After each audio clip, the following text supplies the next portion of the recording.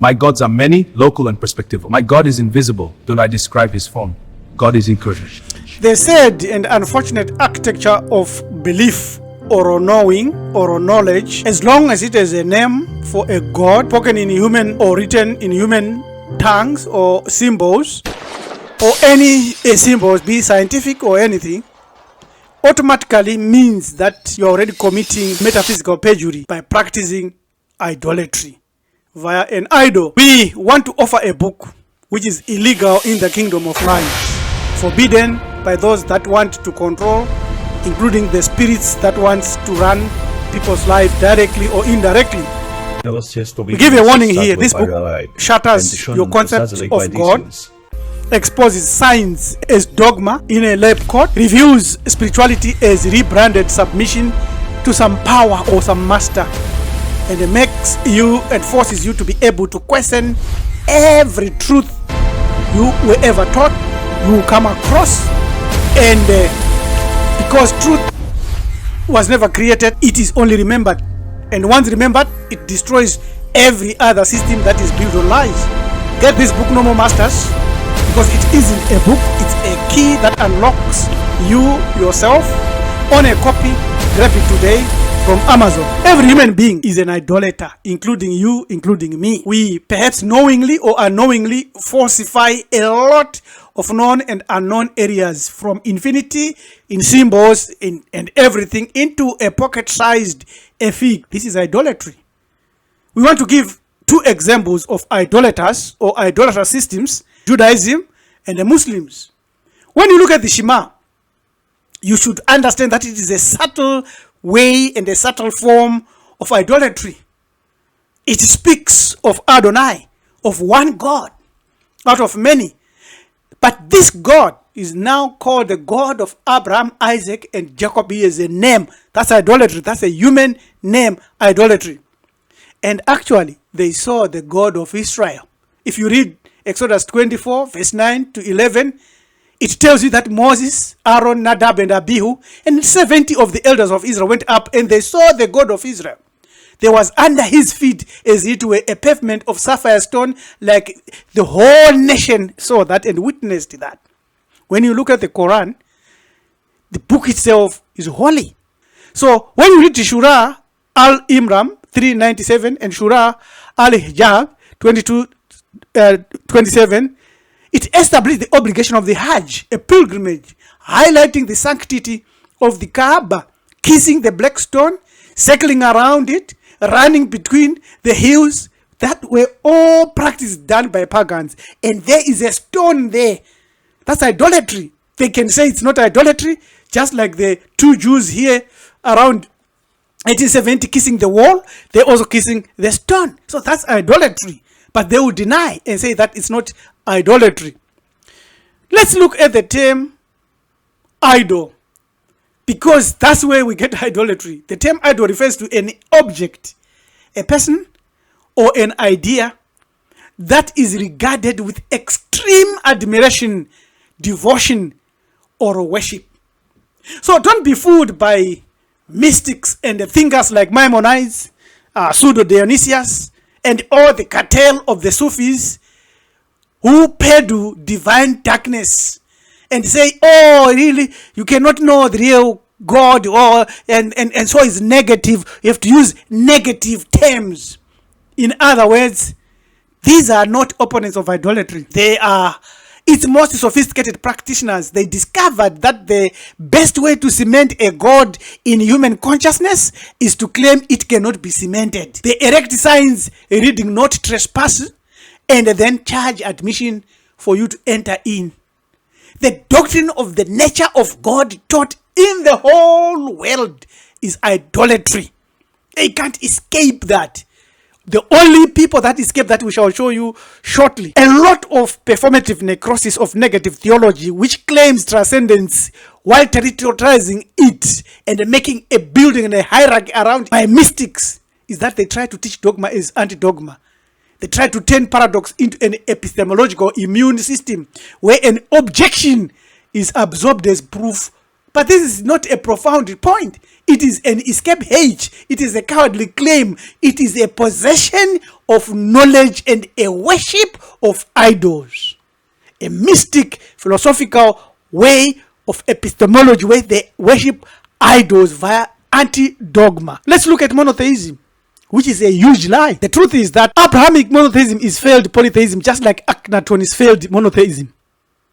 It is the worship of one God so thoroughly anthropomorphized, to so localized, so needy. It demands praise, forbidding blasphemy, jealous of others, laws.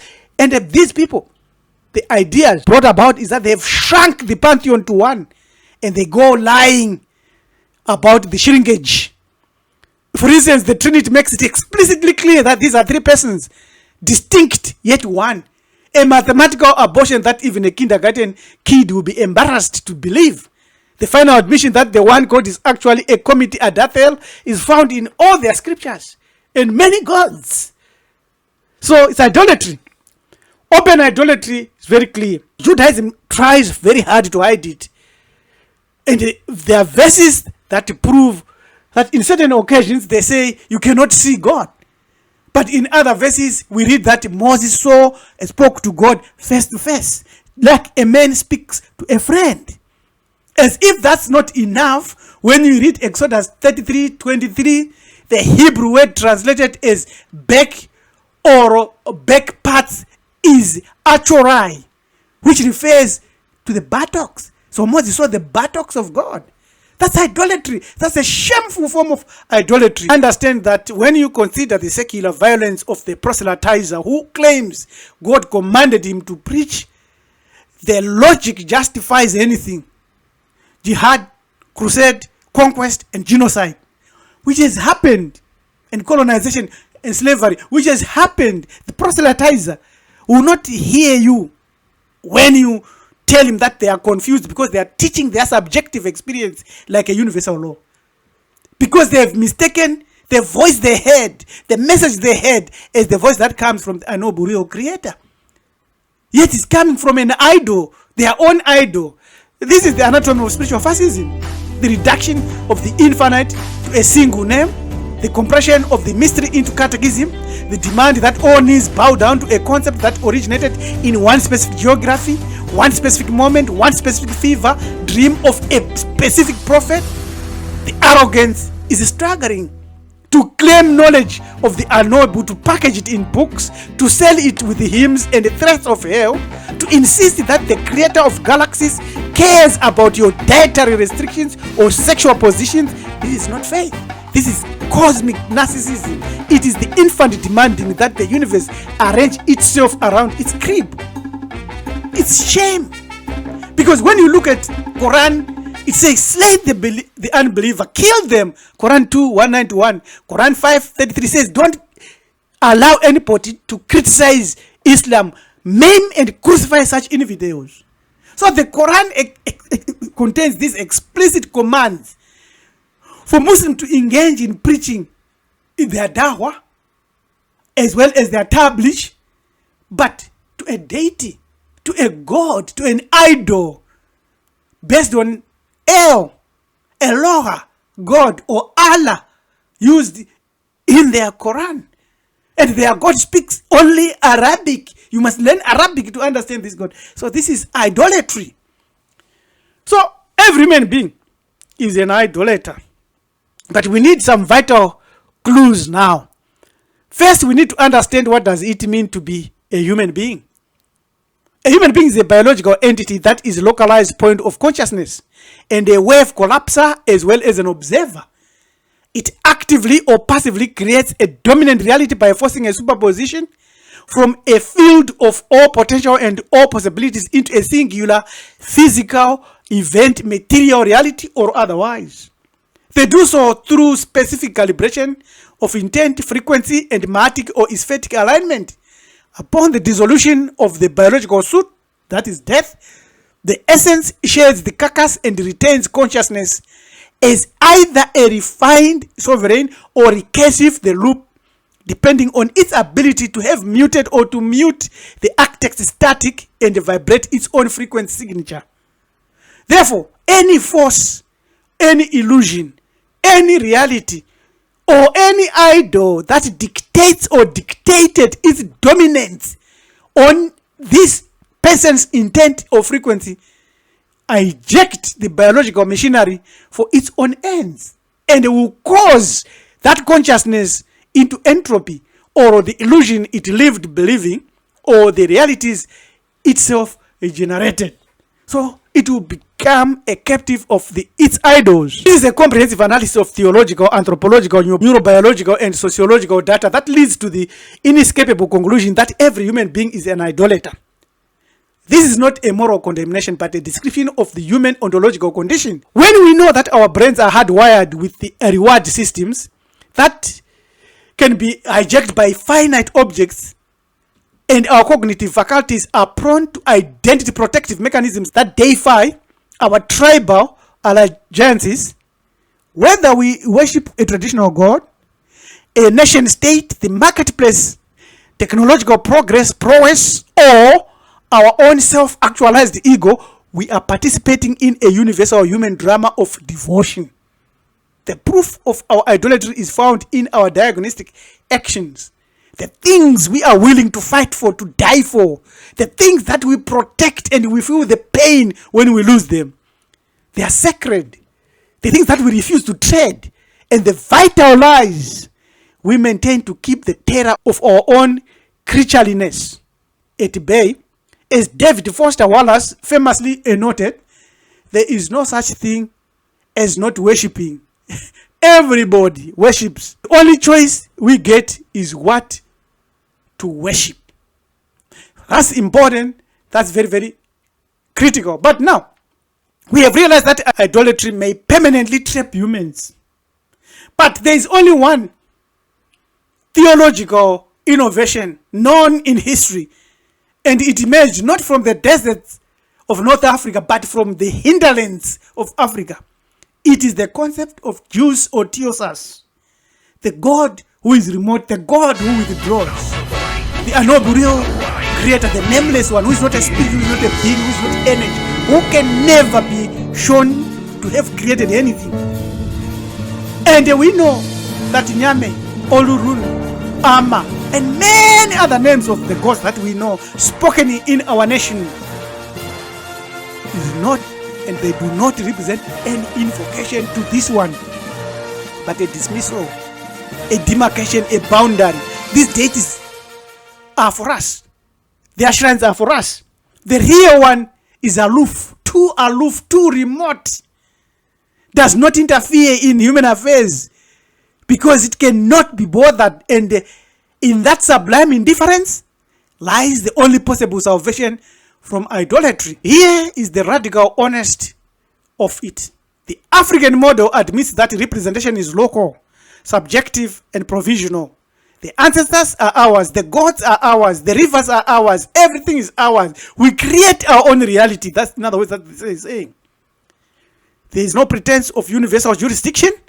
The symbols are acknowledged as masks, functional, temporary, and perspectival. Subjective. When the Yoruba honor Ogun, they do not claim that Ogun is the cosmic truth of irony and a war for the Inuit or for the Chinese or Japanese. They are practicing epistemological humility. The admission that their knowledge extends as far as their experience and no further. That's important to understand. It is the antithesis of the Abrahamic virus, the pathogen of universalism that takes a local tribal deity and promotes him to a CEO of the cosmos. The God of Abraham is the ultimate idol because he is the ultimate colonizer. The tribal Abrahamic God, Yahweh, Allah, Jesus, these are overrated, overly marketed, desert idols who demands not just worship but exclusive rights, franchise to you, to your soul. They now want their name to be spoken in every language, laws enforced in every continent. The missionaries who follow him are not spreading spirituality, they are actually performing metaphysical imperialism. They are enforcing the narcissistic delusion that their particular cultural hallucinations is objective reality. Therefore, the conclusion of this ontological autopsy is that it is as stark as the void itself. The God you have been taught to fear, to worship, to love, to devote to is merely a cultural parasite, an idol, a local tribe of fetish masquerading as the architect of reality. You give that God power and you shall not escape the recursive loop of spiritual colonization. But if you want to escape it, you must perform the greatest dismissal. Mute the noise of universalist pathogens and return to the epistemological humility of your own African, black, brown, melanin dominant ancestors and their spirituality, your own soil and your own uncreated essence. Sovereignty is not found in a new prayer, in a new religion, in a new way. It is found within your own culture. This is very, very critical. Now, for the seeker who is finished with the sorcery of signification and ready to dismantle the throne of the universal idol, the next step is not a ritual but a total cognitive or reorientation on and read the book Normal Masters. Refined, elevated, and Working rigorous and life created truth transformation destroys training. God lies. It is a 21 It is module the final hammer that integrates against the primordial graven ancient images Afro-spiritual magic of science the as a mind, strategic tool designed to alter any destroy reality. the Its vital vision lies is the metaphysical that will architecture keep that your acknowledges consciousness the enslaved uncreated to the philosophy, static UCP. and The architect's program honors idol. ancestral continuity, Now, divinity partnering, the specific definition of applicable human being quantum has shown us metaphysics, that we and are radical epistemological integrity, we have collapsed all the while avoiding and So, eschewing dogma. through your Centering neurobiological melanin-dominant and psychological cosmologies as epistemic activities, vantage points. you It is have applying the collapsed a principles universal that melanin-dominant idol. ancestors created civilizations. Now, in our Welcome framework and that we enjoy. offer at ACAM, we offer how you can master how to remove and control all idols. The choice is yours. We cannot say anything more other than say subscribe, share, comment, and enroll in our CAM training. I'm your manager to be preacher Rabbi LM to saying, till we meet again. Remember, My in gods are this many, framework, local and perspective. being My a God human is invisible. a high Till I describe his stakes form. act. God is incarnate. You have My to gods are many, local know and how you are perspective. My God is processing invisible. any Till I signal. describe his form. Idolatry God is incarnate. is not a moral lapse. It is a trap that has a lot of tuning out to be done. When your consciousness collapses, the acted static and start to vibrate its own sovereign frequency. Amen.